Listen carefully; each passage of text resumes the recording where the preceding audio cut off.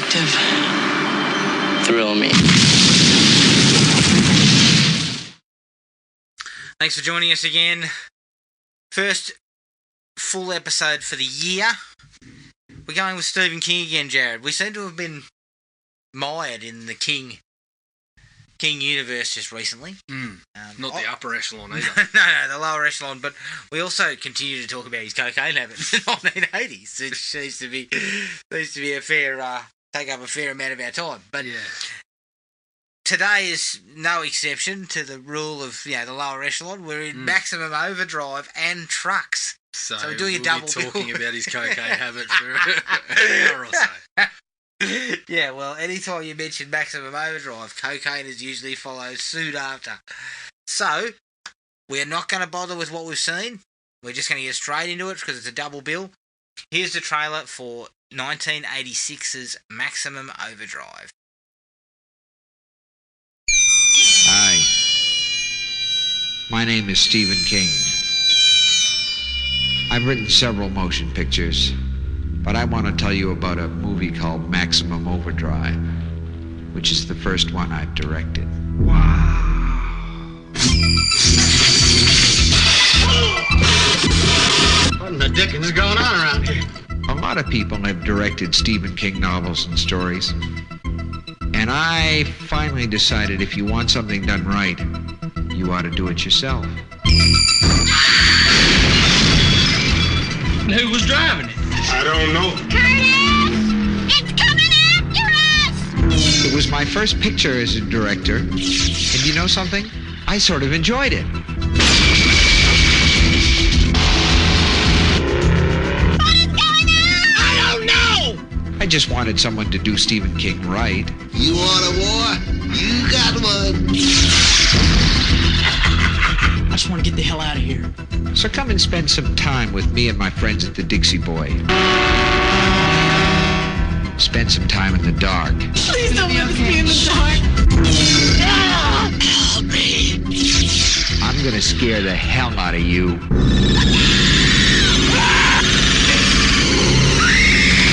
And that's a promise. You're going to get us in an awful lot of trouble, man. We already in trouble. Maximum terror. Jesus coming and he is. Maximum King. Maybe tomorrow will be our world again. Dino De Laurentiis presents Stephen King's Maximum Overdrive.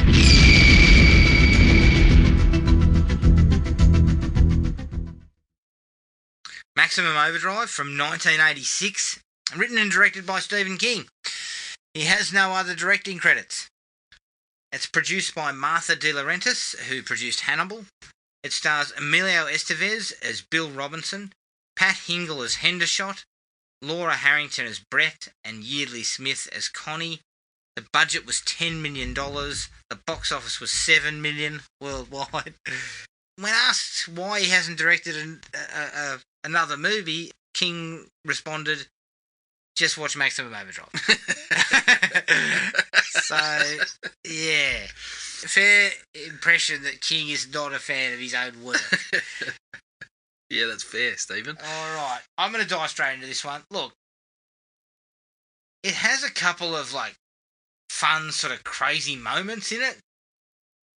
But overall, it's just kind of forgettable and poorly directed and written. So it kind of suffers from being kind of boring as well. About halfway through, everything just kind of stops happening and nothing happens for about 30 minutes.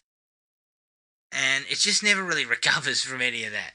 It has, as I said, a couple of striking images and a couple of amusing moments. But it's just overall, it's just kind of a bit of a dud. I mean, I even forgot some of the scenes in it because, it'd been so long, but also I was just kind of there were points there where I was just kind of glazed over and then I suddenly went, oh shit, what's happening? So I gave it 2. Some would say I'm probably being a smidgen generous. Yeah, I would probably go 1.5, I think. It's funny, you say it's forgettable. I mean, there's a handful of scenes that you'll never forget. But, yeah, then you get into the bloody truck stop and there's points there where you're just like, it is boring and there isn't much going on. It's fucking bonkers in particular areas. which is what you'll remember. But yeah, it's not entertaining other than those small moments. I'll give Steven some credit. I think there was a couple of bits in there that were supposed to be a little bit funny. There's others that I'm sure weren't, but they do come across as funny. So you can get an entertainment value out of it a little bit. But yeah, for the majority of the time, it's just like characters aren't developing. There's not much actually happening. It's pretty low key in that regard. So yeah, 1.5. Yeah. All right, the likes. AC/DC. I mean, Yeah. that was almost like the perfect choice. I know that album, Who Made Who, is really just a bit of a greatest hits with a little bit of guitar work and stuff that they put in. But Who Made Who is a really good song. They have a couple of those moments where it's just Angus and Co playing, Mm-hmm. and that they sort of chuck in when there's some action happening. Yeah, And that stuff's great. that works. And their songs just seem to work for this kind of, that kind of industrial metal sort of stuff that they do works in this context.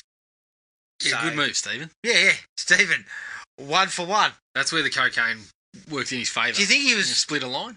Yeah, the Yeah, boys said, yeah, okay. Look, we can't pay you in cash, but I look, can I pay think- you in other things. I think that worked out. Yeah. I like that it takes no time at all until we've got a bank sign flashing "fuck you" and an ATM calling people assholes. I mean, talk about escalating quickly. That's the first thing that happens. I love the fact that it's calling Stephen King an asshole, which I'm sure a few people were, including producers and other people, were calling him after Yeah, this was I made. think when De Laurentiis watched it, he might have said, Arsehole. "No, you arsehole." But as you mentioned, Stephen seems to be in character as Geordie Verrill during that fucking sequence. Yeah, He's well, like, "Hey, honey, come over here." All that was missing was meteor shit. If there'd have been a meteor shit in there as a throwback, I'd have been pretty happy. Yeah. I like the idea. Do you? I do. I think the idea of the machines coming to life and, Yeah, but we need a threatening scope of what machines come to life. I need a definition of. We'll get to that. But the idea of them coming to life and then people being trapped in a small place like Assault on Precinct 13 type of style. Yeah, but I mean, That's- we got the mangler. So we got. What's your evidence? I need a source. Here. I know, I've got no evidence. I'm saying I like the idea in theory. If you put that down on a napkin in front of me, like he did with Dino De Laurentiis, I'm sure I would have jumped. Yeah, Not great to idea. the tune of $10 million. I'd have said, look, $2 million. You get $2 million to You make would this, not. Stephen. You just said 20. You get $2 million, mate. That's it. You're on a fucking budget, brother. You just said 20. Guaranteed. But I like that premise, that idea of being trapped and by these trucks. Allegedly just trucks. So I like the thinking behind it. Yeah. The coked out thinking behind it. Yep. I do like it though. The opening bridge scene, there's a shot of a car sort of sliding backwards. It hits another car. And I'm not joking. A woman catapults through the front windscreen. Like she's been fired from a cannon. It's like, wouldn't you have had your seatbelt on at the very least? That scene, in general, is very solid in terms of entertainment. Like, it's crazy. But there's multiple people going through windscreens. Not all of them shot out of a cannon, but there's also a hail of watermelons. And I just thought, that was Stephen requested. Yeah. Stephen requested a truck full of watermelons. Yeah. In a haze. Watermelons are crashing through windscreens. In a haze of coke, he was like, "Get me watermelons." I also like the bloke that climbs out and then kind of feebly slips on a watermelon. Oh, What's going on here? But I was laughing the entire time. Oh yeah, look.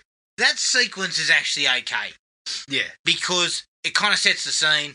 We're only a couple of minutes into the film. It sets the scene that the thing is moving of its own accord. Mm. None of the trucks are moving on their own on that bridge, though. No. Look, don't ask too many questions. I know. It's just the napkin that you we haven't thought too deep into what does and what doesn't. So. I think the goblin face truck is a really cool image. Yeah. I mean, it's a little off in terms of, like, I know you like it's sort of making the truck seem alive, and it's a little off sometimes when they try to do that. But it looks really cool and quite menacing in particular circumstances. Yes, agreed. And it's the one thing, that's the one takeaway Yeah, that's from right. the film that Yeah. everyone remembers. And it Is this- sort of did the job of, like, this sounds so fucking stupid, but it did the job of showing that was like the lead truck that all the other trucks were following. Jesus. Yeah, exactly. Yeah, that's the boss truck right there. Let's leave it there, shall we? The baseball coach getting in the comps, not once but Yeah. twice. A couple of soft drink cans in the plums. I mean, that would... The way that he copped it would sting, and his reaction was appropriate. He just kind of goes, "Ugh," and can't move until the other one hits. He copped one on each, I think. This is the question I've got. If I'm copping a Coke can to the crackers at going at warp speed when it looks like it's fucking flying out of there, I'm going straight to ground. He kind of just stands there. Kind of positions himself directly in front of it. Yeah, I wouldn't for a have second even, helping. the way that he copped the first one, I wouldn't have even stayed on the knees like he did. I would have just crumpled. But yeah, it's quite amusing. I mean, for the second time in as many weeks, we're talking about someone who's copped it, testicle trauma. God, that's beyond sack trauma. That's the fucking whole box and dice. I mean, his scrotum is just destroyed. Yeah. Much like it probably looked like his face did after after he cops one of the he side copped top the of the big head. one. But I also you didn't like this as much, but I did. Again, I laughed when there's a kid who stacks his bike on nothing, and then a steamroller comes out of nowhere. Literally steamrolls the fucking scoreboard to get to get to the kid, and then it just rolls over him. Oh, look, I could have done without that. Poor bastard gets run over. I did laugh. Like, if only you'd stayed on your bike. Yeah. It just check for sticks, dickhead. Look down. And then at least roll. Once you go to ground, roll and get back to your feet. Yeah, keep going. For some reason, I enjoyed seeing Gus Fring getting fried in the arcade. Gus Fring? / Moff Gideon. He's adding credits as we go. Yeah. But it was also pointed out, I didn't actually realise, but it was also pointed out that thing that's stuffed under his hat is a Twinkie. Is it? Yeah. He's carrying a Twinkie under his hat. I think Stephen wasn't the only one. On the nose candy. I would suggest. That's where I suggest a lot of the actors were being paid in. There's only one good line in the film, and that is, if you don't take your hand off my leg, you'll be wiping your ass with a hook next time you take a dump. Yeah. Rock solid. Yep. I think I may have another line somewhere down the track. Really? But, You've got another one? Yeah. That guy also, I like that King put his thoughts on religion front and centre with that character. He's selling fucking Bibles. Selling Bibles, feeling people up. I love that he also is trying to sell a Bible in the truck stop, and then when he sees his car, he's like, "Get out of the way, bitch!" runs out. And we then also have Stephen places it very carefully. His suitcase that says the Holy Bible, and then the truck just goes runs over it. So thank you for your subtle commentary there, mate. Stephen. Metaphors. Very subtle digs. Yes. A couple of fart jokes. Yeah, brilliant. Bill's talking to that guy on the toilet. I mean, surely you can wait till he gets out. Yeah. When someone talks to you on the toilet, you're clenching it, you're pinching it off. Look, you're getting this kind of response. You're not getting a clean response in my book. That's right. Yeah, I appreciated that Stephen decided that this was the type of bloke that would just continue on whilst he was conversing. Yeah. So and we would going, we get a couple of words. You'd get a little. And then me, I'm going, look, I'll talk to you when you get out. Yeah. Let's just resume in a couple of minutes. It's not. Look, it's not fucking urgent. The discussion is not urgent for me to have it with you on the toilet. Yes. I felt that you actually, well, a truck getting blown up and then hundreds of bog rolls flying out the top. I don't know why I laughed at that, but I did. In the current pandemic era. Yes, that is that's a right. waste of good bog roll. Yeah, you can't do that. You just can't do that. I also think there was 2 lines that had me laughing very heavily. One because I thought it was a good line, and the other one just because of the delivery of the line. And I know we're going to get to Pat Hingle a little bit more. Oh. But I don't know why I broke out in laughs when he's just finished giving Emilio a serve and, trying to threaten him. And then he starts rolling upstairs and he's going, God damn you, Joey! I told you to keep an eye on them keys! I just cracked up. I don't know why. But it was more of his kind of, he's just sort of low-key delivery throughout the film of his lines.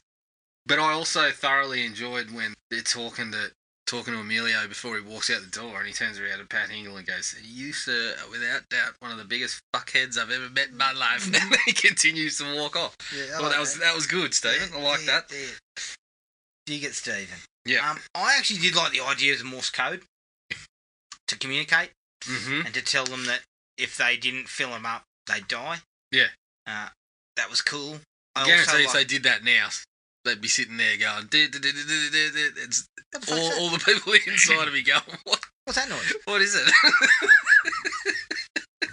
I also really like that shot of all the trucks just lined up down the road.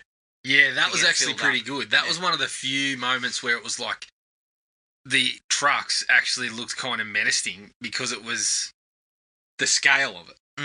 And getting that shot, as you said, down the highway and as far as the eye can see. Yeah, I like that. Yeah, cool. Stephen, flexing his directorial muscles there. And the last like I had was the finale. At least we finally get to a little bit of, the trucks actually attack, the place blows up, they start shooting everything in sight. It's entertaining at the very least, because when I get into my dislikes, there's a period before that is just so fucking boring. Yeah. That I was shook awake by some action. And I found the finale to be at least what I was hoping for, kind of. Yeah. That the actual film would be. More of that. Carnage and action and a big shootout and all that sort of stuff. So it at least delivers somewhat. What other likes do you have? Pat Hingle being mown down was merciful at the time. Was he shot? He was shot. Yeah, by that gun that turns up. Yep. Again, stupid ones, but the guys that are hanging around getting drunk, one of them just keeps... first he's making kind of leering lines and things like that, but there's one point where...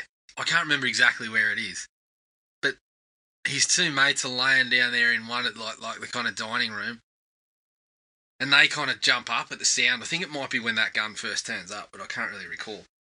But then he fucking steams in through the 2 saloon-style doors and goes... smashes the 2 windows and then goes, what the fuck's going on here?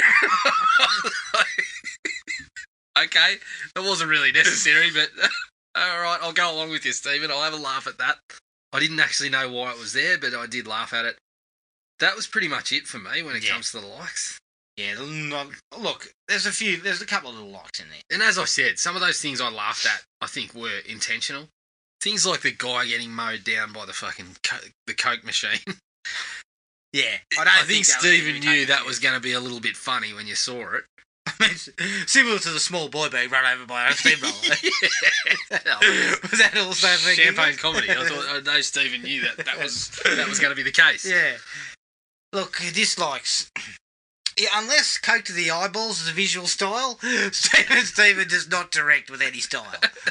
It's very inconsistent. It's really inconsistent. There's not really a lot of interesting angles or, it doesn't have a signature to it. It's just a collection of shots. Yeah. So, it was his first time directing. He was in the middle of a serious drug problem. You know, you can see why it's not much to it, really. No. So, I'm not going to kick the man greatly, but it's a dislike for his performance there. Yeah. I think he's probably getting a dislike for his writing too on this one. Because it lacks character. Like, Well, this is something he's known for. Well, we know nothing about Emilio. The story Other than the kicks fact that he off, was in other than- prison. yeah, we learned that he's an ex-con, and we know nothing about him. He's barely spoken. All you really know is, I mean, if you see a male on screen, they're probably going to spout a sleazy line at the waitress or feel up the leg of the hitchhiker or something like that. But when Emilio doesn't do that, he's a knight in shining armour. Yeah, but all we know about those two is she's a hitchhiker who's told a bloke to fuck off, you know, don't touch my leg again and you'll be wiping your ass with a hook or whatever. And that Emilio's an ex-con. Honestly, I would like to see that. But How they do start you do that if developing you got a hook for it? But they immediately start developing a romance. Yeah, I Like, know. I don't even know what's going on with these two. We feels don't even like- know what they're doing. It yet. feels like there's something missing.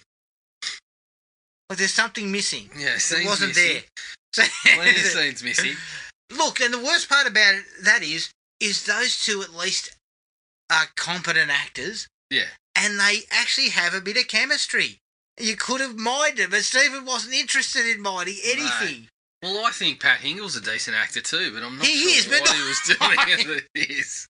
I'm not sure the He choices. was going with the fucking maniac rantings of the director, I think. Because I suggest take two wasn't uttered in the entire shooting schedule. Yeah. The other thing I want to know is what's the plan? There seems to be a couple of little plans come together, and then the most feasible plan is wait it out because they're going to run out of petrol. But then that doesn't work for a movie. No. We can't have them say, let's wait it out for 7 days. Because strangely enough, it's boring. Yeah, that's right. Oh. So it kind of seemed like whatever was being written was someone would turn up to set and say, I got an idea, here's their plan. And then we'd shoot a little bit of that, and then that plan would be fucked off, and then the next day, what about this plan? What about if they start talking about this plan? And then they'd shoot that. Like, That it's is- all over the place. Jared, that is my understanding of someone on cocaine, an inability to focus. I thought it was laser focus. Oh, for some. No, for some of them, yes. But in this case, yeah, it feels like a really unfocused storyline because nothing really happens. And you're right, that they continue to talk about plans. And when you're making a movie like this, which is strictly let's be honest, it's a B movie. It's the kind of thing that you're supposed to have classic archetypes and the hero and all that. And Estevez is your guy, but he doesn't do anything. Like, he doesn't come up with anything. He doesn't kind of put himself in harm's way. Yeah. You know, like, he does nothing to... He just sort of races out and grabs someone a couple of times and... Pat Hinkle blows more shit up. Yeah, with invisible fucking missiles. Yeah, exactly. And a couple of gum dabs. There's a couple of those in fucking Hinkle. Oh. Jesus Christ. I told you my favourite moment is when he's like, you see what that star means? That means either I own you or the state of South Carolina does, or whatever he's talking about. And then, for no reason, he just kind of... Emilio starts walking out of the office and he starts going... starts like cackling like a fucking lunatic.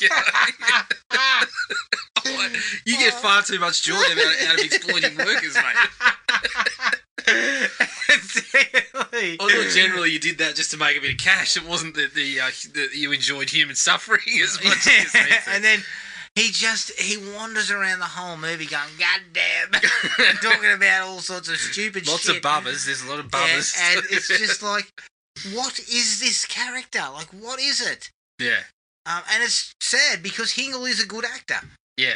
But this is just shit. I mean, it's shit material. Well, it seemed like he was going to be the classic kind of monster in In the group. ranks, you know. Yeah. But he was just such a fucking comical, mustache twirling bloody villain that it was. And then he just got mowed down before anything went down anyway. Did you notice that we're provided with a bit of a scroll or sort of like an explanation at the start? Yeah. I think it says it's 1987. Now, please correct me if I'm wrong, people out there, but I'm positive it says 1987. So, this movie's in the future.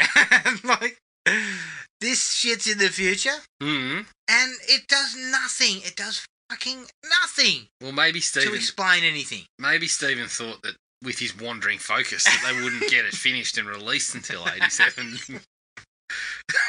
He wasn't far off. Do you think he was pre-planning? I think he was pre-planned. Because he realised that the first day, he got the first day's footage in, and it was basically just a lot of fucking him running around like an arsehole, Yeah. setting up cameras in weird spots and then moving them Yeah. and shit like that. But yeah, Stephen, we're shooting outside. Oh. Are we? Who are the actors? Oh, look, they went home. Let's get it out of the way too. Like, sometimes a lack of explanation is okay, but explaining it all away with comets came past and Oh, you know, those shocking special effects when it shows the tail in the air. Yeah. God. and everything comes alive. I mean, that doesn't cut it for me. I still need some kind of scope of what comes alive and what doesn't.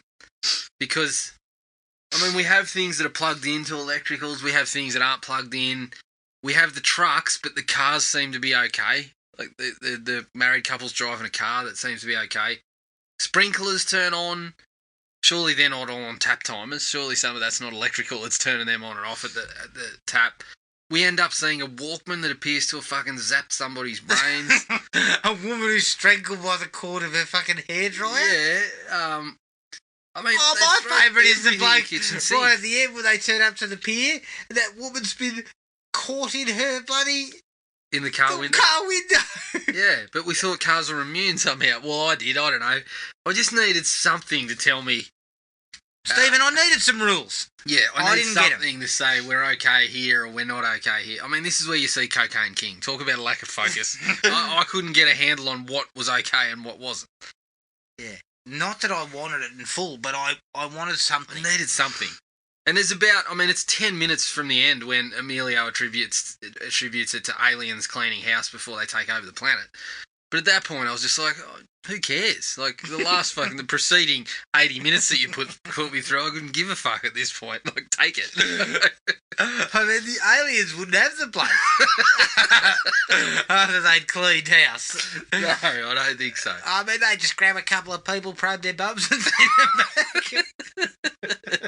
Yeah, grab Pat Hingle and probe his bum. God damn! Yeah.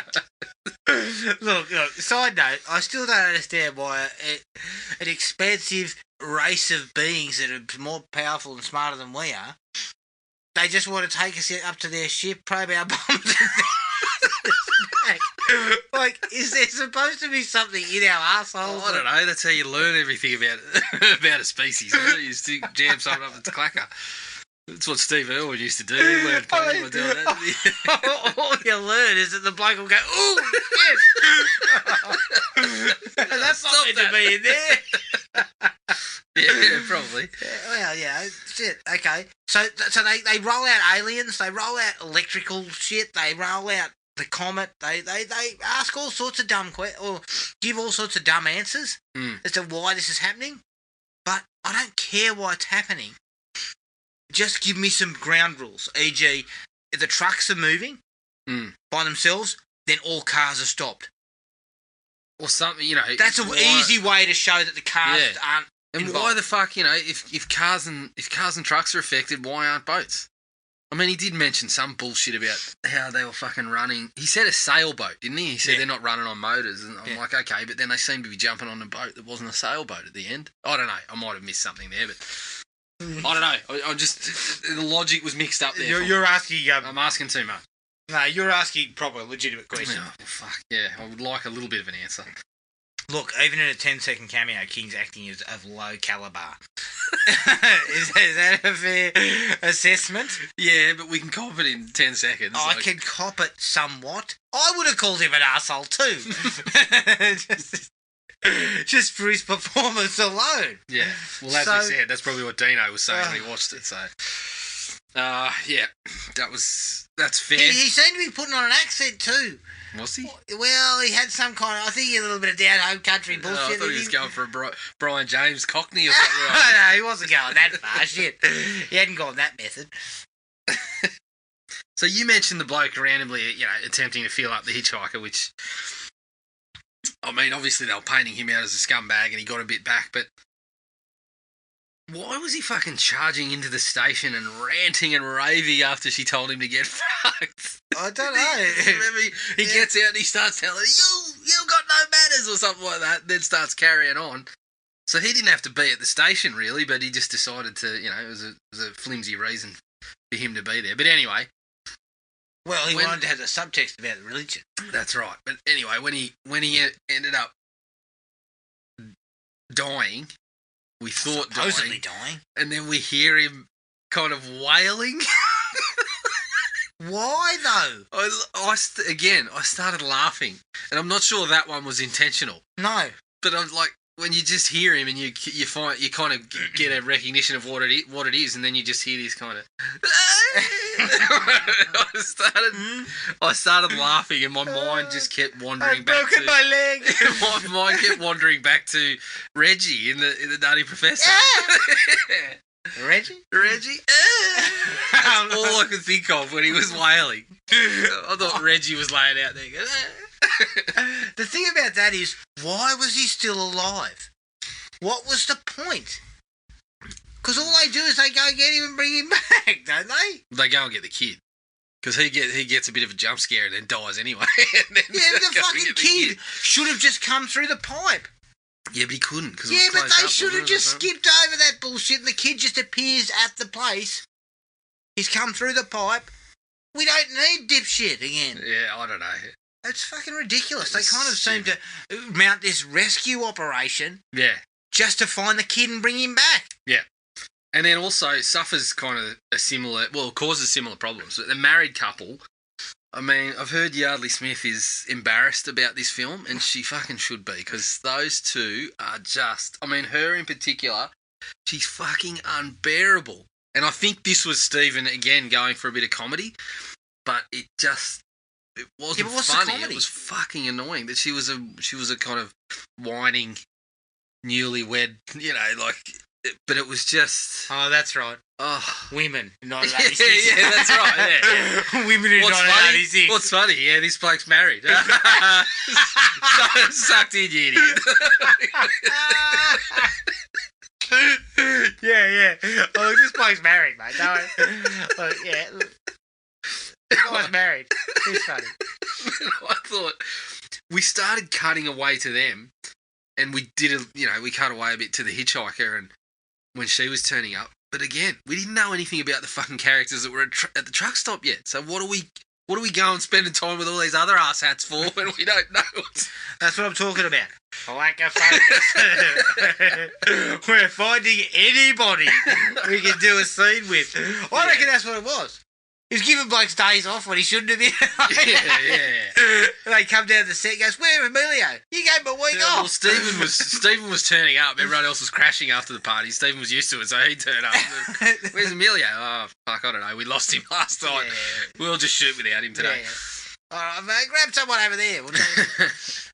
I didn't need to see a young kid run over by a steamroller. That's a personal thing. I know what sort of bloke you are. Look, I'm not gonna. I laughed heavily because of the circumstance. Like the visual of the kid flipping the bike over nothing. Like he flips over the fucking handlebars over nothing, and then this fucking steamroller just goes crash out of nowhere and rolls over him. I mean, it was, of course, I couldn't help but laugh. I'm not saying I am laughing at children dying on screen, but in this circumstance, I did. So, yeah. Look, once the actual trucks start circling the Dixie Boy, it's about the 40-minute mark, I think. Nothing happened for about half an hour. Yeah. It's just so boring. The only thing that actually occurred... Well, Emilio gets lucky. Of course, that's the circumstance that you would think, we've known each other for 10 minutes, we'll jump straight in the sack because we're getting... Women in 1986. shit. Oh my lord. No, you know, the other thing about that I found rather interesting. When she turns up, she's in pants. And she's very tomboyish. She's got a hat on and everything. I thought you were going to say she dropped him immediately. No. She saw Emilio. Saw him in behind the grill. In a fucking dirty t-shirt. Mate, cooking up some dodgy eggs. Yeah, look, why wouldn't you drop him? Irresistible. She thought he was Martin Sheen. Yeah. But she gets out of the car. She's like a tomboy. Yeah, Tough, yeah. kind of. She's got the, what's he in her boot? Yep. The razor. And then within 5 minutes, she's changed into the fucking shortest skirt that she could find. And is romanced by bloody, you know, some sort of short order cook. It just seems like a weird change. Like, I mean, because you know what? I could have got on board, and I think Stephen's kind of trying to go for this, that she is also a tough cookie. Yep. But then that just gets dropped. Yeah. She kind of just becomes a nothing character for about half an hour, where she does nothing except pat Emilio on the shoulder. I mean, and grab his ass a couple of times. I don't know what else screams irresistible other than ex-con, short order cook, cooks a shit egg. Dribble in the eggs and stuff on the fryer. I mean, did you see that hot plate? That would not cut mustard at Gordon Ramsay's place, mate, I can tell you. Yeah, what are you doing in the extra hour? Because you're not cleaning, that's for sure. Yeah, he's too busy copping shit. Goddamn Pat Eagle. Yeah, terrible. Yeah. He's too busy listening to Higgle in the back room going, giggling to himself like a bloody nutcase. Best moment of the film, for sure. I like that. Well, I was looking at it when the kids on the BMX, right?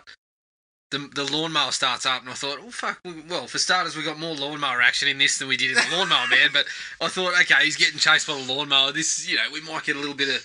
We get the AC/DC guitars cranking up again. We might get a little bit of cat and mouse. Yeah, we might get a little bit of bloody BMX Bandit style action. He trips over the handlebars, gets run over. Yeah, that's what I was waiting on. I was waiting for the steamroller to come back in.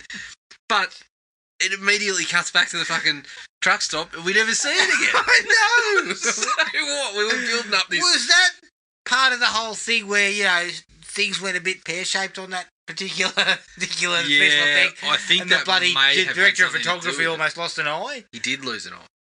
I think he ended up losing the eye. No, but- he lost his sight in one eye. I don't think he lost the actual eye. well, either way, he was not good It afterwards. didn't go well. But I think, it seems maybe that had an effect. Because that Because just it cuts just totally goes. away from that. Yeah, and then it's gone. We don't see it again. What, does it chase him all the way down to the Dixie stop? Is that it? I know it's got a smaller tank of fuel, but we could. It runs him to the Dixie stop. Yeah, I was thinking, okay, we're going to get something like this. We're going to be looking at what is happening around the because we're in the suburbs. Yeah, because he's looking out and seeing that everything's stuffed and there's different things there. I thought we were going to get a look at, okay, he's going to start getting chased by the shit that's coming out of garages and whatnot, which I thought, okay, well, we can work with that.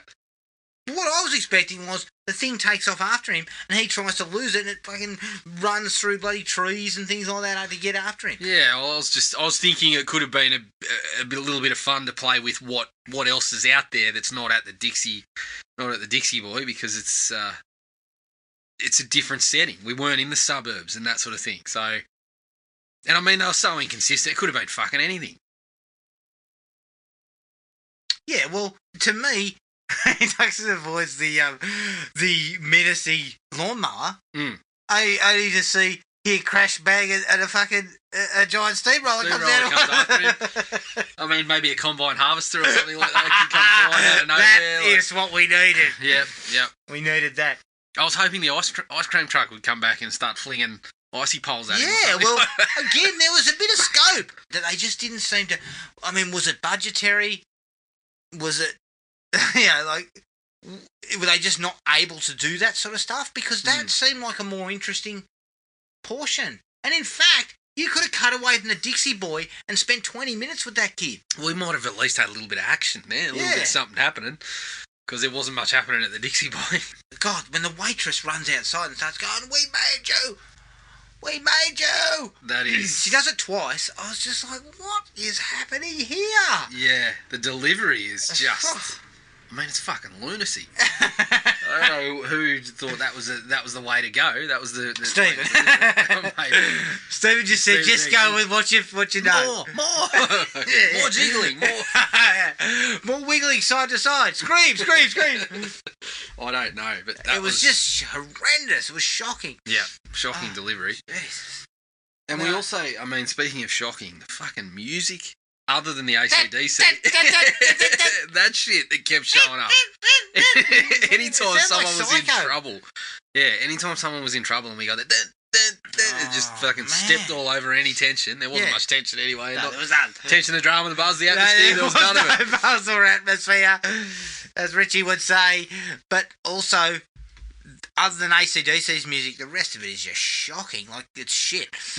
AC/DC stuff works. And you know what? I would have just recycled that left, right and centre. Yeah, you use it a couple of times. I would have too. The film hits the absolute slog point when they fuel up the trucks. Mm. There is not a lick of carnage to be seen in that bit. No. That's where you take them on, or some dickhead does a runner or something and the trucks run him down. Yeah. Like, Stephen, you know how to craft a set piece. I don't know what you're doing. Yeah. And it seemed like, I don't know, this is where Stephen was starting, he was trying to put his little commentary in on about, you know, the machines taking over us and whatever. In this seemed to be part of it. I haven't read the short story, but that's what I'm getting from it anyway. But everything else about that was so fucking lost in there. There didn't seem to be any other commentary on how machines are taking over and we're relying on them too much, other than they're attacking us and read into it what you fucking will. Yes. Yes. So, yeah, it just... Yeah. I didn't know. I thought it was building up to something more. It just didn't. But really. it also ends with a real whimper.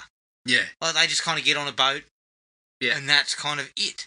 Off you go. And we have that ridiculous bit at the end that explains what happened. That something was... That's right. The aliens. The UFO was destroyed by a Russian weather satellite that has fucking nuclear warheads on it. What? I didn't. I thought they might not be able to fucking package them up there because Pat Hingle had fucking stored them all in his basement. Goddamn Russians! Steal my fucking nukes. It was just so stupid, and then it just says everything went back to normal. Mm. What? Well, it's 1987, but we're a little more accepting of things like that. Well, I think it was 87. I'm not even sure, but I'm pretty sure it's in 87. And the last thing for me was that scene where that guy, he's about to get on the boat, but he decides to go back and steal from a corpse that's caught in a fucking car. Hey, mate, she didn't need it. She didn't need it. When the economy comes back online, you're going to need things like that. Get yourself back in order. Smart move, just I say. the worst way to separate a bloke and kill him. Like, smart move. It was a big rock. It was. I wouldn't say that. Yeah. I didn't have anything else. No, I didn't have anything else either. So you're happy with 1.5? Yeah. Yeah. Do you think Stephen's happy? Are you happy with 2? Oh, fuck it. The more I think about it, no. I'm probably not. I probably should go lower, but I think, look, I've painted myself in a corner. I think Stephen's made it clear that he's really pleased with how things turned out. Yeah, on several occasions, he's made it known. I didn't know what I was doing. I was coked to the eyeballs. When you're saying you're coked to the eyeball, you're freely admitting you were using. Yeah, I don't think you're really impressed. But it could also be a cover. Stephen's directorial skills were so bad. Mm. Well, you saw his cameo. We talked about this when we talked on Creepshow. Don't take acting jobs just because you're a celebrity, mate. Same thing applies here, Stephen. No, but this was all right. This was all right because it was just a cameo. No, but I'm talking about the directing side of things. Well, he's taken what's been offered. Just given everything a crack, which, you know, you probably would do that if you were in his shoes. You'd have a go at all this sort of stuff. But Maybe do a short film to start with, Stephen. Maybe cut your teeth a little bit. Maybe hang around with George Romero on set instead of having him hang around. committing to the directing job and getting Romero to hang around and say, hey, how do I turn the camera on, George? Yeah, Stephen, that's not pointed in the right direction, mate. You have to point it over there. And I believe his director of photography didn't speak English. Fuck, I mean, you've got real problems. Yeah, neither did Stephen for half the production by the sounds of things either. Yeah, he spoke fucking aggressive bullshit. But yeah, look, it sounds like it was a bit of a perfect storm. Yeah. Where a guy takes a job that he really wasn't qualified for, and look, it's not easy, even if you are a professional who does it all the time. Yeah, logistically, these films are very, very hard to do. I mean, we're going to talk about Trucks with someone who had a number of credits, and they found it hard. Yeah, damn right they did. But something like we did Unstoppable the other day, right? The last episode was Unstoppable, right? Logistically, that movie would have been extremely difficult to make. Extremely difficult. So you need someone who knows what they're doing. Even though this is a much smaller scale, you're talking about vehicles and shit involved. Yeah. That's logistics, mate. You need someone who knows how to do this. Yes. And how to shoot it. And that person's name is not Stephen King. I can tell you now. Yeah. All right. Well, that's Maximum Overdrive. But buckle up. We're putting it into another gear, so to speak. Here's the trailer. Shifting down a couple of gears. We're idling. Here's the trailer for the 1997 TV movie Trucks. From the short story by Stephen King, Trimark Pictures invites you to buckle up. You are now entering a town called Lunar. Morning. First time in this part of the cosmos. Looking for flying saucers? Why would anyone want to live in a place like this? Dad, it's too quiet here. Where something strange is going on. Electricity is out for most areas. It'll be at least 24 hours before we can get to you. Can't get nothing on the CB. Phones are out. What's that? Is there anyone driving? Trucks don't drive by themselves. A mysterious force has taken hold. These trucks appear to have an intelligence of talking to each other. They're up to something. And the traffic is way out of control. Look out! That man's boys outside. Look out!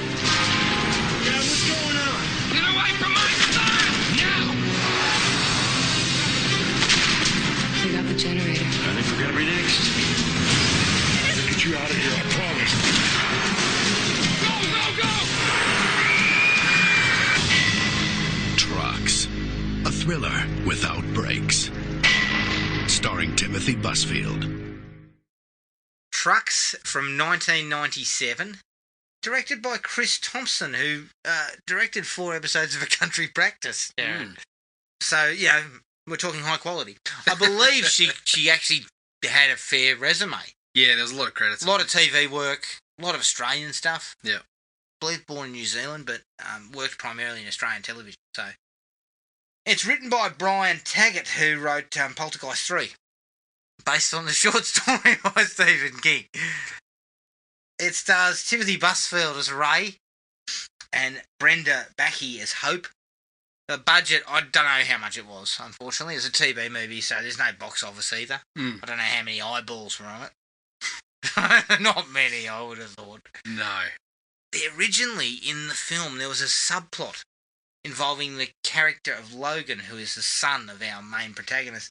He falls in love with the motorcycle after it gains sentience like the other vehicles. But this whole subplot was cut after negative feedback from that test audiences. I don't have to have seen it to know it wasn't a good idea. No, that's right. It sounds bloody ridiculous. The kid in the movie is about 12, mind you. Well, age, taken out of it, it's still a fucking stupid idea. Exactly. All right. Trucks.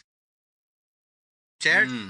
So we've had Maximum Overdrive, which was also based on the short story Trucks, wasn't it not? Yeah. Now we've got Trucks 10 years later. Yeah. How does it stack up? It's a half a star. Half a star. I mean, Jesus. the story, some of the beats are pretty similar. Some things they've decided to go in a different direction. But, at least Maximum Overdrive was a bit of a laugher at a few points or whatever. This is just, it's a fucking chore from start to finish. And it's 100 minutes. Yeah. And in Maximum Overdrive, I was complaining about, I need a little bit of scope, a bit of an understanding of what your rules are in this world. In this one, they fucking tried about 4 different explanations and fucking none of them made sense anyway. So I was sitting there going... To stop explaining it. Yeah. There was points with Maximum Overdrive, I was like, it's everything. It should just be the trucks, if that's what the story said. Then I watched this, and it was just the trucks, and I was saying to you, it should be fucking everything. Nothing's happening here. Yeah, but it's the trucks, and then occasionally they'll throw something in. Yeah. Something else. It was just... It was just very boring. Brenda Backey was, I don't even know if that's how you pronounce it, but she seemed at the start like she was going to be the lead, and then it quickly shifted to Timothy Busfield, but then she kind of just drifts in and out. Yeah. She's still deemed to be really important and in the important scenes and gets through to the end, of course, spoilers, but she gets through to the end. You could have fucking picked it anyway, but... No one cares. No one cares, that's right. But there's scenes where she doesn't seem to even be there. There seem to be, again, too many characters, but then you didn't kill any of them, other than this little fucking rush at the end of... Fuck. How many people ran out into the street where the trucks are, only to quickly do a quick jink and a head wobble and then get back in there or something, It's bullshit. Really you run half stupid. of these people down. Yeah, that's right. There was a few people that didn't really need to be there for that long. The characters that do hang around, they've got no crackling dialogue to be seen. There's no crackling Absolutely nothing. Half a star. Half a star. I gave it 1 star. Look, it's not the worst movie ever, but it's just extremely boring. There's no tension, no suspense, no characters, no dialogue. As you would expect from a TV movie, it just looks so cheap, and the acting is below par. Overall, I'd actually rather watch Maximum Overdrive, and I made a comment that Pat Hingle was a pain in the ass, but I could have done with some goddamn I could have done with a bit of Pat thing Hingle as well, for sure. because at least it would have livened things up. Yeah. This is just so Spruce it up a touch. sluggish. Yep. And as I said, you've got Brenda Backey, who, we spoke after about 15 minutes. She's not earning roles with her expressiveness. Is she? Like her acting? She's just talking about when everything's so dull, you need a little bit of spark from someone. Chucking Pat Hingle into the truck stop would have been a fucking welcome addition. I would have had him as a bloody hero.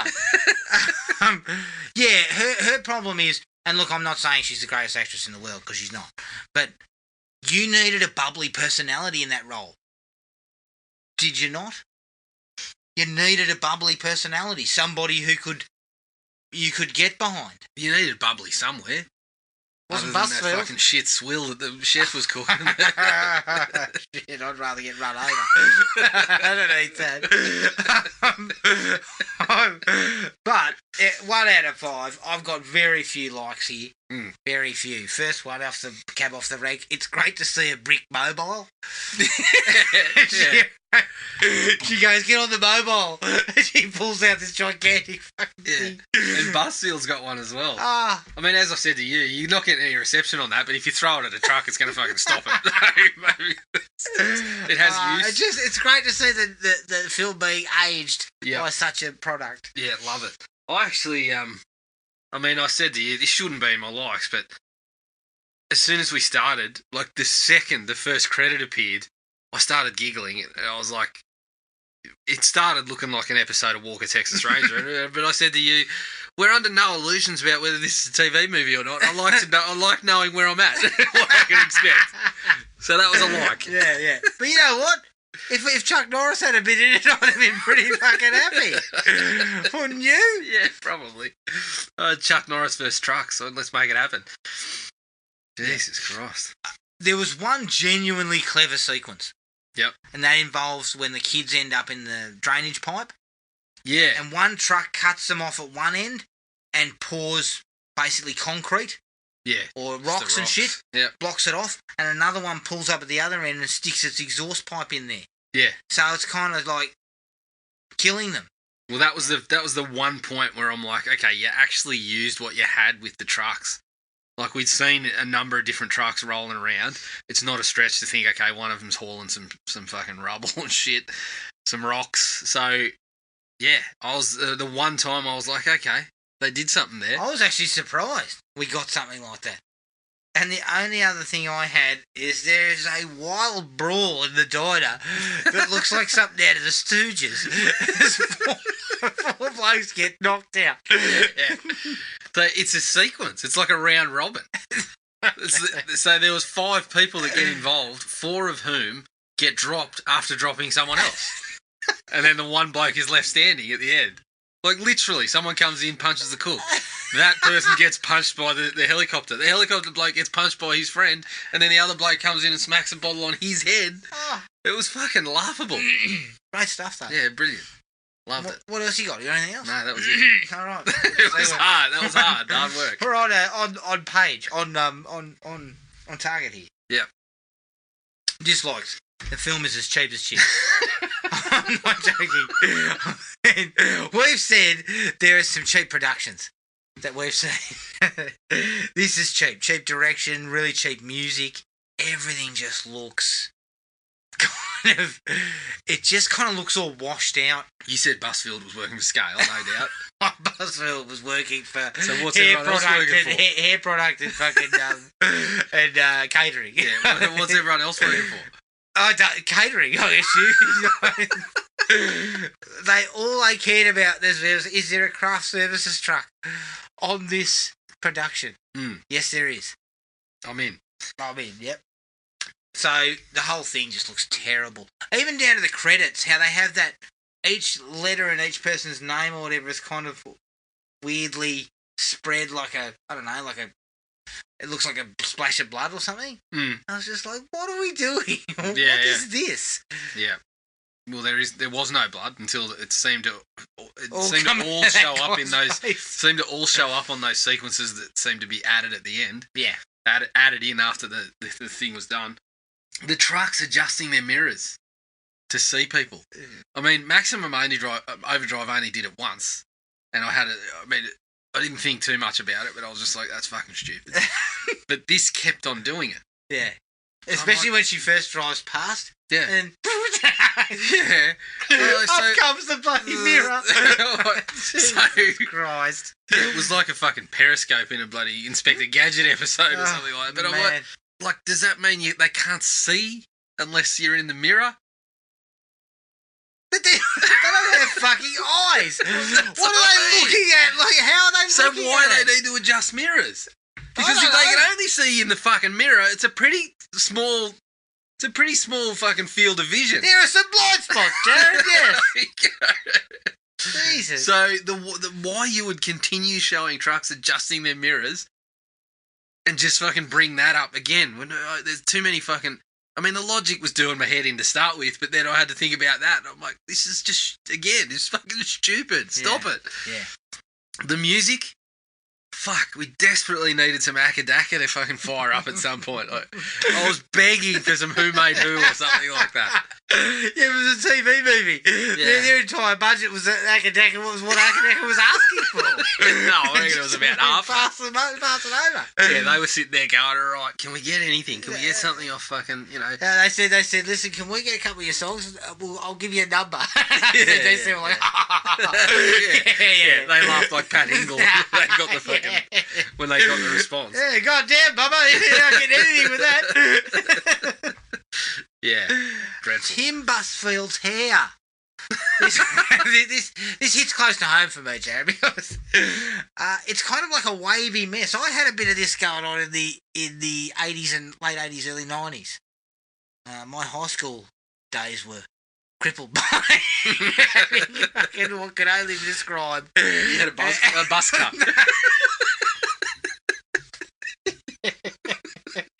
Yeah.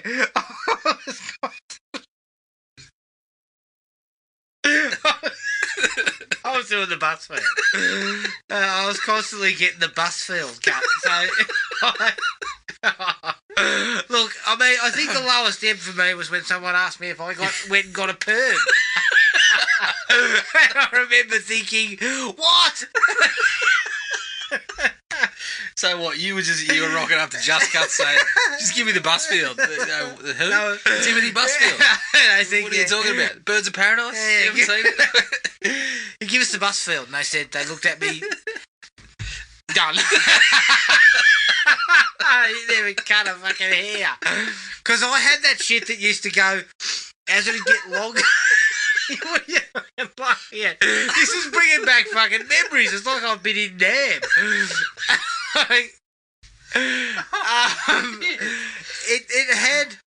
It would grow long at the sides, and it would kind of get all wavy over my ears and shit.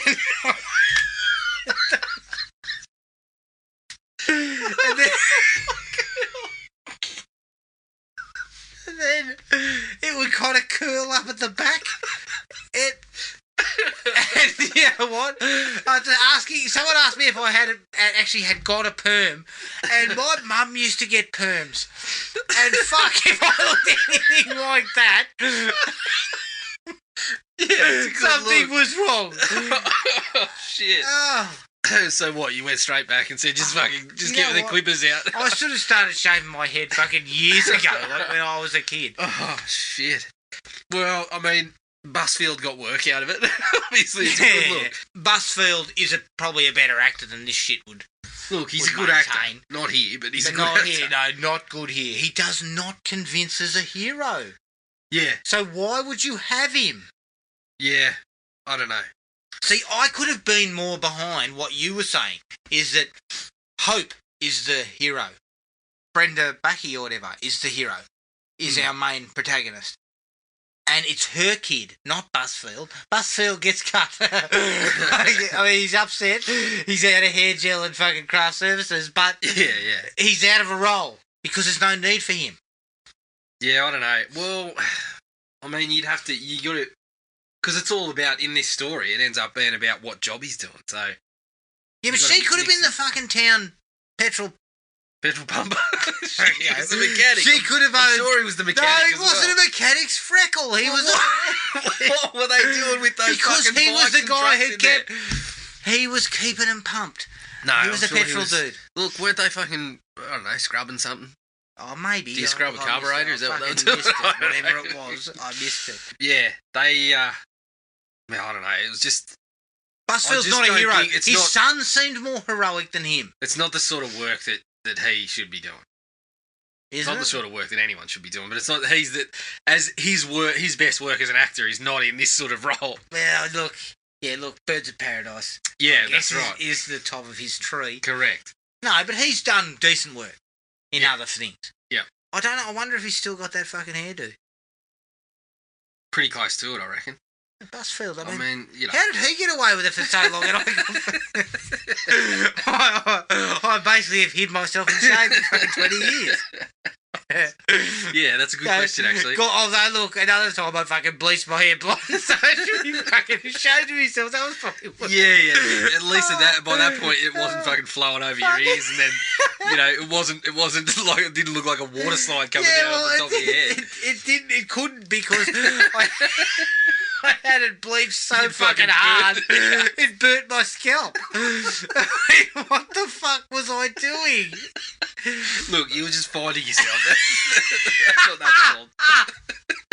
I was finding myself by bleaching my hair fucking white. Is that what you're telling me? Oh, man. I came across my old passport and went, because it was that white bleached hair, but it had grown out. Yeah. I think that was the period we rechristened you Chip Hazard for that period. Holy shit! What? Oh my god! Look, hair's not your thing. You know, you've accepted it. Yeah. Look, that's what I mean by finding yourself. I'm not gonna lie. You went through that period. You said hair's not for me. Yeah. I've tried for 25 years. I've tried for 20 years to get cool in the hair department. It's not working. Yeah, it's not for me. All right, okay, let's get off that because I've said too much. Look, there was a brief... Busfield, though, he to me feels like he should be doing my taxes. or teaching science at the high school. Yeah. Like, I don't see him being a mechanic and or hero. Yeah. Hands aren't leathery enough for that. But when it's required to develop it, he's a velvet 24/7. Yeah, that's what I'm talking about. He's got velvety hands, mate. He's not a hero. Yeah. I also look. There was a moment of. I looked at it and I'm like, there's a moment of self-awareness. But then, is there? But then, when you get that little bit of moment of self-awareness. So it was when Brenda Backy's she's looking at the first truck that attacks him. And she goes, was there anyone driving? And the bloke that's playing the chopper pilot was like, no, it was driving itself. And then kind of shakes his head and goes, maniac. And I'm like, okay, so you've had this little moment of self-awareness that this is a silly plot, but unfortunately your whole fucking movie hangs on that. Yeah. And... there it is. Like, this is why it didn't work, because it's a fucking silly premise. When when you go straight, you love the premise, but I love the premise. But when you play it straight, it doesn't work. Mm. That's why Maximum Overdrive gets an extra star. Yes, that's because right. it's dumb, but it's kind of knows it's dumb. Whereas this seems to have the premise. And then want to play it straight, but doesn't have the tools to actually make it. Well, there was a few tools floating around in the back of it. A couple of tools in there. A couple of those fucking idiots who are running around. Yes. I mean, where do we get those sweaty idiots from? I don't know. Like, why do we need them? There's so many characters in there. Well, if you've got them in there, I'm looking at them going, right, they're going to die a gory death, they're going to blow up, they're going to do something. And they really didn't. Well, it took a long time for it to happen, but then... Yeah, but... as you're saying, you seem to think that the sequence involving the postman, the sequence involving the hazmat suit, and the sequence involving the cherry picker were all added later, right? And we'll get to all those because they're all in my dislikes. Wise choice to add them then. Why add them when you've got a cast of characters there too big anyway? So why aren't you then knocking them off? I don't know. Maybe you need to ask the writers and the... I don't know. There's way too many characters. It is overstuffed. Yeah, there was too much. Those two bozos, though, one of them did deliver one of the great lines in, when the truck is... when they fucking seem to be aware that the truck's driving itself, and he goes, I tell you what, something's going on. Okay, you reckon? Yeah. something's going on, mate. Yeah, we got that. The other problem with it too is there's no rhyme nor reason as to what comes alive. So it only uses things when they service the plot best. Yeah, well, it seemed to start with just the trucks, which was okay. But then it's about halfway that we get the hazmat suit, isn't it? Yeah. What was that all about? I don't know. And again, what's the point of adding that? It has no connection to the people who are stuck at the truck stop. I mean, it was suitably gory. I think that's why a little bit of gore in those sequences was part of the reason that they seemed to add them. But it was so fucking stupid. And those guys were aware of what the chemical was. But then was it the fucking chemical in the end that was causing them to come to life? I don't know. What are you looking at me for? Sorry, I should have known. Yeah, You're fucking too busy playing with your hair over there. Yeah. I'm too busy looking in the mirror. What do we got here? Yeah, I don't know.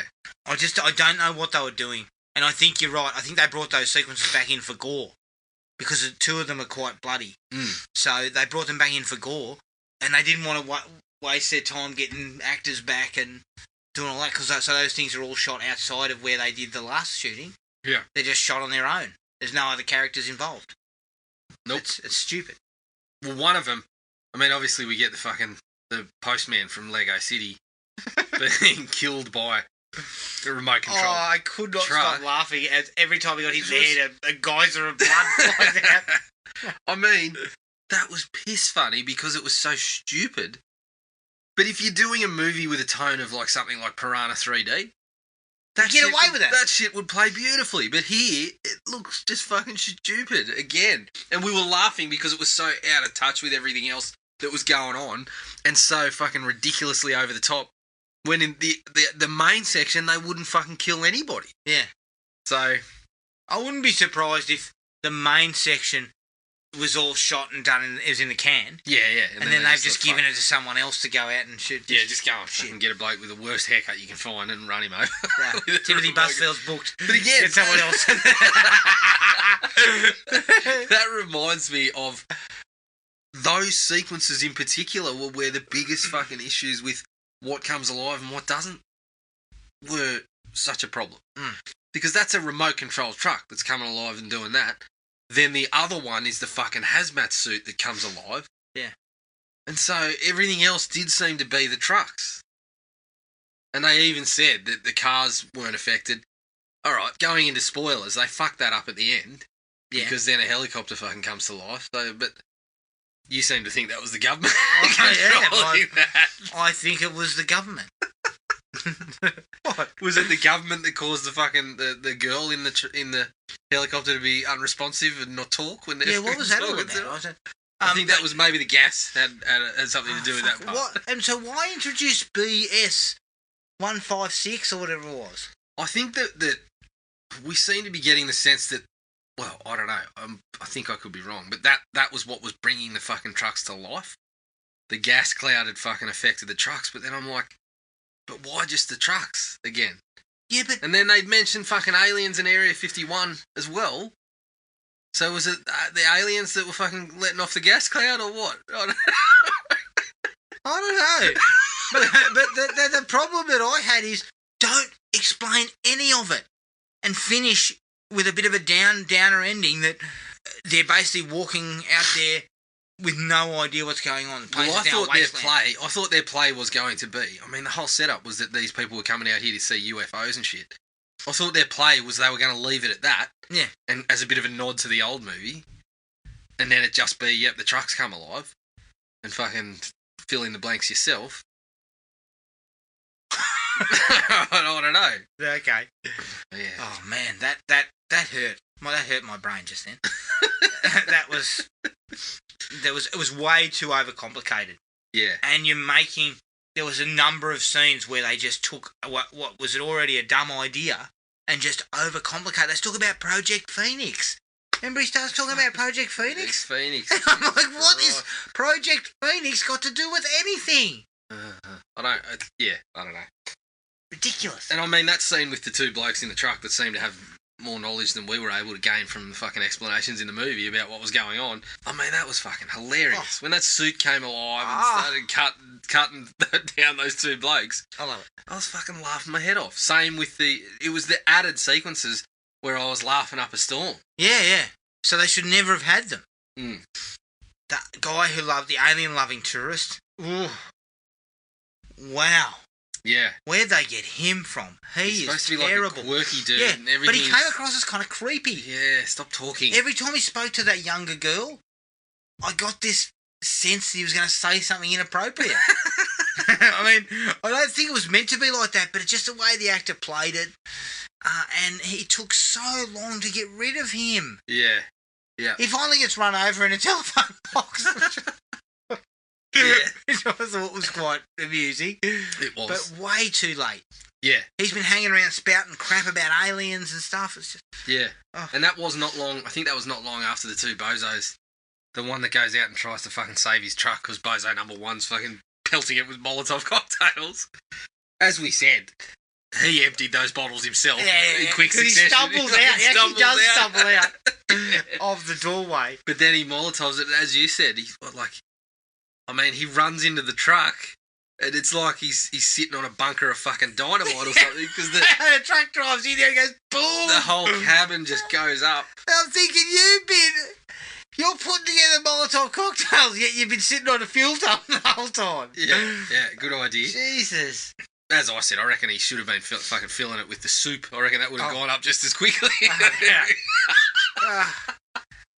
That part where they swilled. Yeah, that part where they cut back to that shot, it was like, Yeah, we know why that lady walked in the bath of the trucks. It wasn't because she just lost her husband. He'd offered her. Yeah. What do we got to eat around here? Soup? Why did she run off? I offered her some soup and she left. I mean, I would just be saying, listen, I'll drink my own urine. Thanks. You know you can only do that for a day or two. I'll take my chances. Yeah. After that's done, I'll drink the petrol from the fucking Bowser. Drink that shit. Oh, God. Yeah. That was one of my biggest problems with the whole thing was how many times people just ran out of their protected area, ran into the path of the trucks, ducked and weaved, and then just got back in there. Yeah. And was alive. And I kept, as I said to you, somebody should have been cleaned up. Something like Tremors is how you're supposed to do it. They're trapped. They try to make an escape. Someone dies. Yep. And the rest of the crew knows we can't just run out there. Yep. Or we're going to die. Yeah, that's right. But they don't build that. They don't build a sense of there's mounting dread and pressure, you know, we're stuck. Yes. And you have to do that. I agree. And, of course, this movie doesn't. No, not at all. It just kind of meanders around while these guys run back and forth, you know, play fucking chicken with the car. It's just ridiculous. Yeah. I mean, we're talking about characters that hang around and do fucking nothing. The old bloke.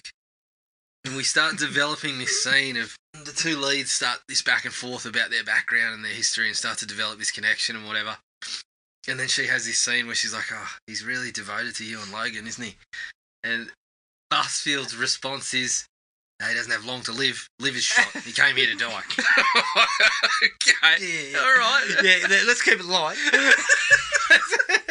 As you said, handing that soup out, it seems like he came here to kill people too. Yeah, well, fuck, if he came here to die, get a bowl of that into you, mate, and that'll be the end of it. That'll sort it out. No wonder his fucking liver's shot if he tried that shit. You know what, though? What I love about that, he doesn't even go, yeah, he does feel good. He does feel for us. He just fucking launches into... He just launches into that. The bloke's supposed to die. Yeah, it doesn't even say, oh, yeah, he came here to die. But we love him. He just fucking doesn't even say anything like that. And then, when he actually does die, he goes, he gave his life for us. And then he moves on to the next sentence. Not even a fucking tip of the hat. Not even a pause. Not even a salute. Nothing from Busfield. And that's what I mean. You've got 100 minutes to give us some character. And if that was what you wanted to do, is you wanted to build a relationship between the old guy, the old cook. I hesitate to call him a cook. I'm going for more than fucking swill merchant or poisoner.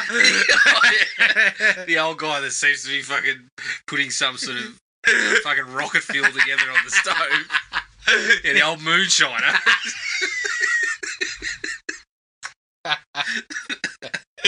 But they could have had that relationship and built it. Yeah. But they've got so many characters to work with. They're trying desperately to cut away to these guys in the hazmat suits and the postman getting killed and all that. You're taking away from precious time you needed to showcase us that Busfield and him had a relationship and the kid had a relationship, and when he dies it holds some weight. Yeah. Isn't that script writing? Isn't that what you're supposed to do? Nah, not in this circumstance. Well, I mean, I can't blame the filmmakers. They saw maximum amount of time and said we really don't have to do much to please Stephen on this. Just turn up and be sober when you're there. And Stephen's response is, did the check clear? Yeah, it cleared. All right, go ahead, do whatever you like. Yeah. The last thing for me is you add the guy on the cherry picker at like the 80-minute mark. Yeah, why? And he dies on his own with no connection to anyone. Nobody mentions him. I mean, Busfield doesn't even say, oh, he came out here to die. No. He wanted to get electrocuted on a cherry picker. You know? Yeah. His fucking liver's shot. Yeah. You know, he doesn't, we don't know this person, so we then get this sequence that takes probably 3 or 4 minutes where he dies by getting electrocuted because the cherry picker goes off and has no connection to anyone else. What's the point of it? Oh, fuck. And the movie's 80 minutes old. Yeah. Yeah, why bother with it? Because it wasn't even a laugher like the other ones. Yeah, true. It was just another kind of additional death, I think, is what they were going for. You have anything else? No, No, that was it. I don't prolong the experience anymore. God. Trucks is on Amazon Prime for anyone who wants to Yeah, check it out. Go and have a look. Maximum Overdrive's on YouTube. Yep. If you're interested. But that was Trucks and Maximum Overdrive. You can find us on Podomatic, iTunes and Spotify. Send us an email, thrillme@iinet.net.au. Facebook page is Thrill Me Podcast Australia. And Podomatic is thrillme.podomatic.com. We're also on Instagram at thrillmepodcastau. Keep an eye on our Facebook page for further details, but I believe, Jared, I've decided not to ignore you on this front. We're going to do Upgrade next week, I believe. Ah, right. Correct? Yeah, Yes. I'm happy with that. We're going to do Upgrade next week. And then, hold on to your hats, people.